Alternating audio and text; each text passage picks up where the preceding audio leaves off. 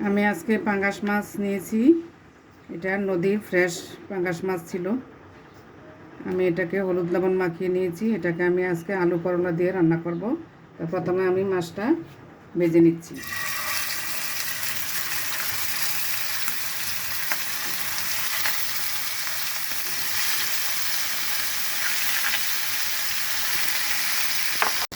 মাছ ভাজা হয়ে গিয়েছে, আমি মাছ তুলে নিচ্ছি।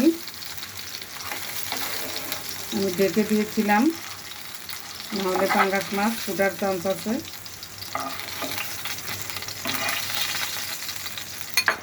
চুলায় প্যান বসিয়ে দিলাম, পরিমাণ মতো তেল দিয়ে দিচ্ছি,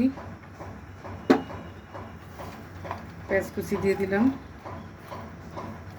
এখন আমি এটাকে একটু ভেজে নেব।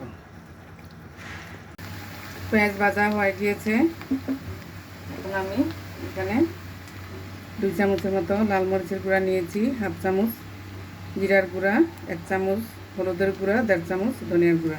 এই মশলাটা অ্যাড করে দিচ্ছি। তাতে একটু সামান্য পানি দিয়ে দিচ্ছি। এখন আমি এটাকে কষিয়ে নেব। এখন আমি ভালোভাবে কষিয়ে দিচ্ছি। মশলা কষানো হয়ে গিয়েছে, এখন আমি একটু পরিমাণ মতো লবণ দিয়ে দিচ্ছি আর দিয়ে দিচ্ছি আলুটাকে আমি এভাবে ফালি ফালি করে কেটে নিয়েছি।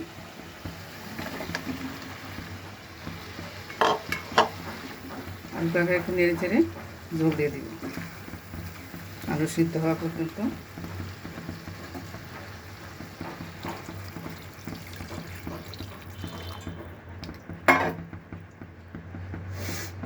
পনেরো মিনিটের জন্য ঢেকে দিচ্ছি।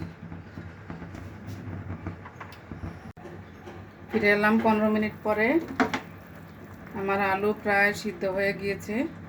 এখন আমি করলাটা অ্যাড করে দিব। করলাটাকে আমি এভাবে ফালি ফালি করে কেটে নিয়েছি।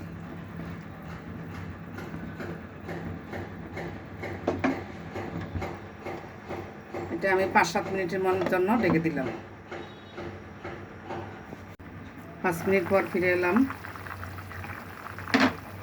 করলা প্রায় সিদ্ধ হয়ে গিয়েছে।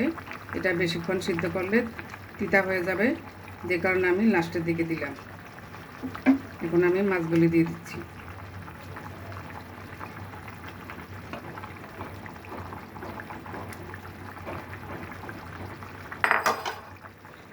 দিয়ে দিচ্ছি একটু ধনিয়া পাতা,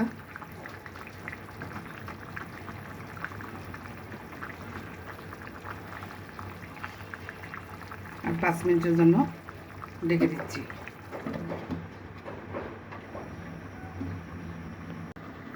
ফিরে এলাম 5 মিনিট পর। তৈরি হয়ে গিয়েছে আমার মাছ করলা আলুর তরকারি। যদি রান্নাটা ভালো লেগে থাকে, আমার মায়ের হাতের চ্যানেল কাইন্ডলি সাবস্ক্রাইব করে দেবেন এবং শেয়ার করে অন্যকে দেখার সুযোগ করে দেবেন।